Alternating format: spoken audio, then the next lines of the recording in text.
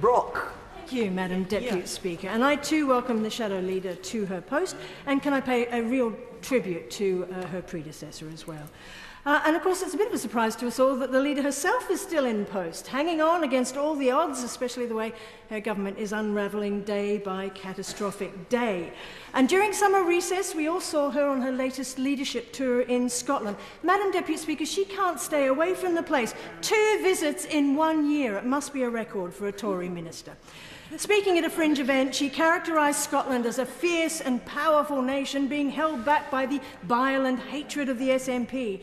In her reflections on the visit, the leader mounted a defence of the Union based on our poems, our rivalry, our blood and our brotherhood. Madam Deputy Speaker, we have no interest in being fierce, whatever that means. We just want the power to govern ourselves like any modern democratic country and build a fairer, greener and more prosperous nation. But I think I know why the Leader of the House is so keen to head north of the border. It's because when she's there, she sees a very different country. I couldn't put it better than the respected Oxford professor Danny Dorling, who said this last month, Scotland is showing us the route to a fairer society and is helping to prevent Britain from becoming a failed state. Professor Dorling added, Scotland already has a lower proportion of children living in poverty than the most affluent region of England, the South East. Further progress on inequality has been achieved through the Scottish child payment, raised to £25 a week. And finally, Scotland shows us a better way forward. In contrast, he's described the reaction of politicians in England to addressing inequality as being to promise only minor remedial actions with short-term impact. Now, the Leader of the House called me delusional when I pointed out to her previously Scotland's faster economic growth, our lower unemployment and lower rates of child poverty than the rest of the UK. When I told her that not a single day in the Scottish NHS has been lost to industrial dispute and that we have the best paid teachers in the UK. So can I ask her the next time she comes back from a day trip to Scotland, can we have a debate on what she learned from us? Leader of the House. Thank you, Madam Deputy Speaker. Well, I have genuinely missed these exchanges where the Honourable Lady blames everyone else except the Scottish Government, which is one of the most powerful devolved administrations in this world. But she invites me to tell this House what I've learnt in my very pleasant trips to Scotland over the summer.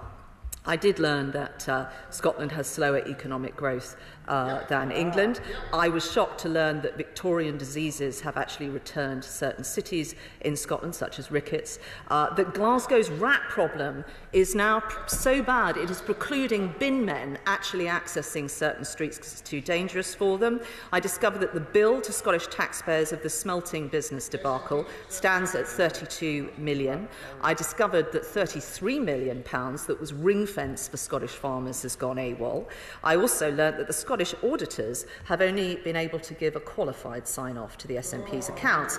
I toured other parts of the UK as well. And in Manchester, I discovered, the Honourable Lady will be interested in this, that Manchester Police have been forced to issue a crime reference number following a complaint about the SNP giving constituency seats for cash. And I also learnt that the Scottish programme for government announced this week has a £1 billion black hole. I thank the Honourable Lady for inviting me to get that on record.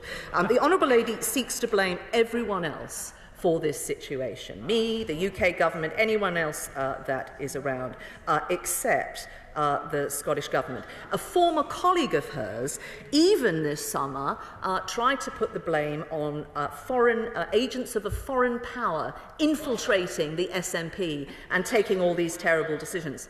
The SNP is never short of a grievance, but it is now running out of excuses. I look forward to next week, what those excuses might be: the execution of Mary Queen of Scots, the Highland clearances, the 100 Years' War, the grotesque chaos and appalling public services her constituents are suffering from, and the rest of the Scottish people, are entirely down to the SNP alone. They are now a sad, spent force, and no longer the UK's separatist party. That dubious honour now goes to the Labour Party in Wales.